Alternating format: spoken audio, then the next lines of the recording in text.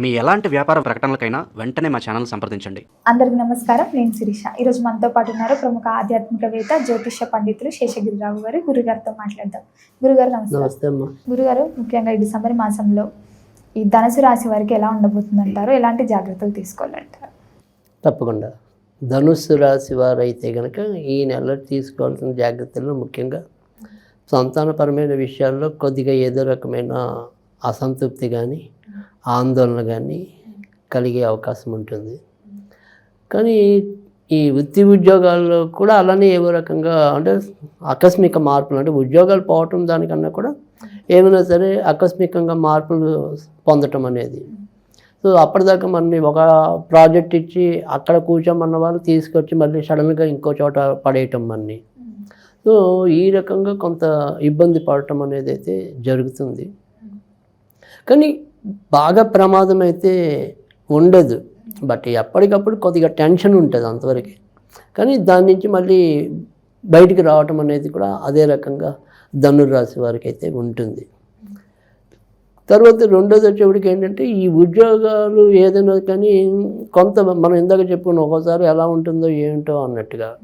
కానీ వేరే చోట పరాయి ప్రాంతాల్లో పనిచేస్తున్న వారికి ఇంకొద్దిగా మంచి జరగడానికి అయితే ఉంటుంది. అయితే ఈ నెలలో బాగా మనం ఏదైనా సరే ప్రముఖంగా చెప్పుకోవాల్సిన సమస్య ఏంటి అంటే కనుక ఏదైనా కానీ దీర్ఘకాలిక రోగాలు, అంటే ఇప్పుడు నాకు ఒక బీపీ ఉండొచ్చు, నాకు ఒక షుగర్ ఉండొచ్చు, నాకు ఒక హార్ట్ ప్రాబ్లం ఉండొచ్చు.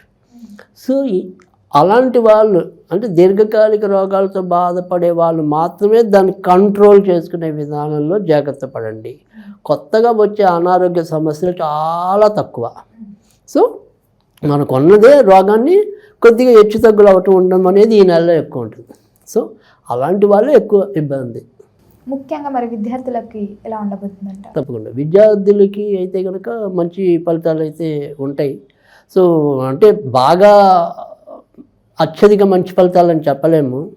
సో ఇప్పుడు నా పాస్ మార్క్కి 60 అనుకోండి, అసలు సపోజ్ లేదు నా ఫస్ట్ క్లాస్ మార్కులు 60 అనుకోండి, ఈ 60 అప్పటికప్పుడు అనుకోకుండా రాసినా కానీ వస్తాయి. కానీ నాకు ఖచ్చితంగా 90 రావాలి అనుకునే వాళ్ళకి కొంతవరకు పరాభవం ఉంది.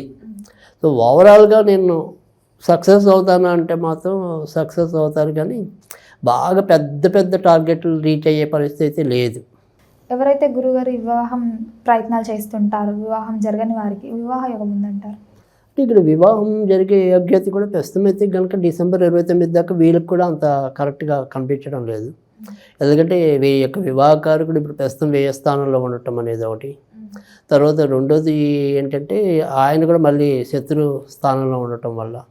సో ఇప్పుడు ఏంటంటే మనకి ఇవాళ సంస్కృతుల్లో ఇటు అమ్మాయి అయినా అబ్బాయి అయినా సరే సంబంధం మాట్లాడుకున్నాక మరి కొత్తగా ఫోన్లు చేసుకోవటం అనేది వాళ్ళు వీళ్ళు ఆ ఫోన్లు చేసుకున్నప్పుడు కొన్ని సంబంధాలు పాడైపోతున్నాయి.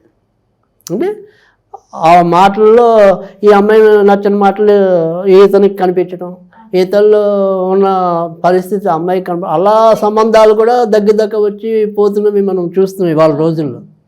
సో అలా ఇద్దరు పరస్పరం మాటల్లో చెడిపోయే అవకాశాలు ఈ నెల వీరికి ఎక్కువ ఉంటాయి ధనురాశికి.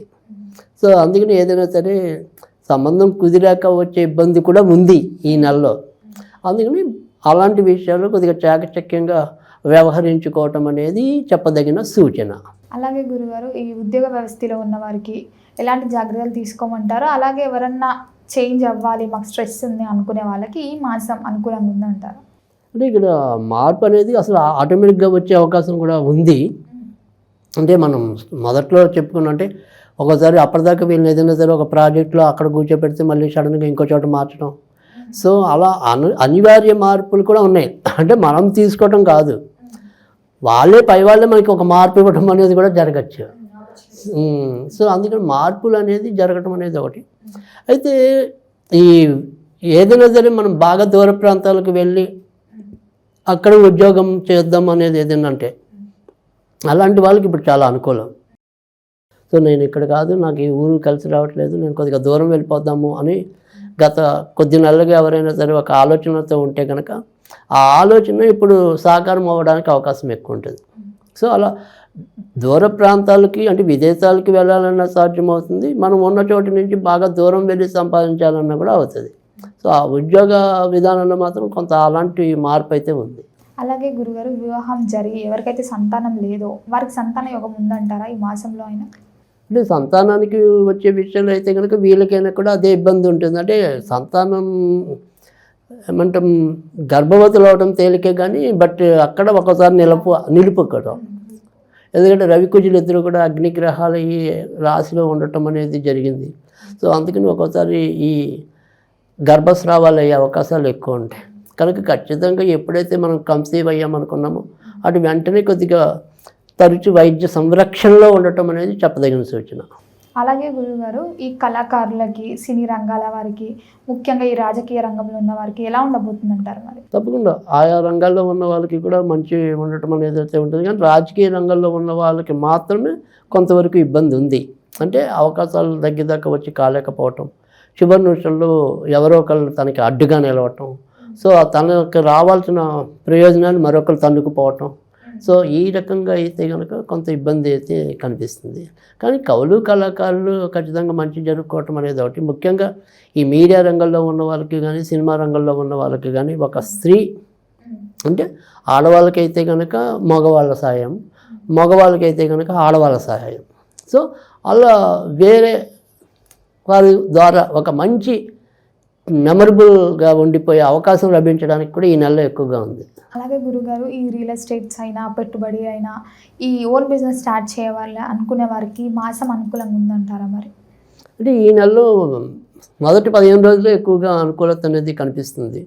సో ఈ డిసెంబర్ 15 నుంచి క్రమంగా ఖర్చు పెరగటం, రాబడి తగ్గటం, ఈ రకంగా వ్యాపారస్తులకైతే ఉండే అవకాశాలు ఎక్కువగా కనిపిస్తున్నాయి. కనుక మిశ్రమ ఫలితాలే వ్యాపారస్తులకు ఎక్కువగా చెప్పాలి. అలాగే గురుగారు, ఈ అకస్మాత్తుగా ధనలాభం అని ఇలా ఉదాహరణకి లాటరీలు తగలడం, లేకపోతే అకస్మాత్తుగా ఎవరో ఒకరు ఇవ్వడం, అలాంటివి ఊహించవచ్చు అంటారా ఈ మాసంలో? అంటే వీళ్ళకి స్పెక్యులేషన్స్ కానీ, మీరు చెప్పే లాటరీ టికెట్లు తగలటం కానీ, లేదా అంటే మనం చెప్పే ఈ షేర్ మార్కెట్ ఇవన్నీ కూడా స్పెక్యులేషన్స్ కింద చెప్తాం మనం. సో ఈ పందాలు, జూదాలు ఇలాంటివన్నీ ఒక రకమే. సో వీటికి ఈ నెల వీళ్ళకి ఏం పెద్దగా కలిసి రాదు.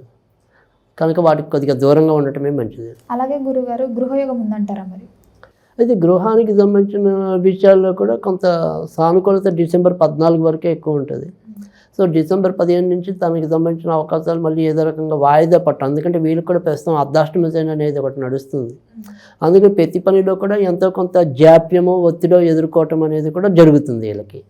అలాగే గురుగారు, ఈ విదేశాలకు వెళ్ళాలని ప్రయత్నించే వాళ్ళకి విదేశ యోగం ఉందంటారా?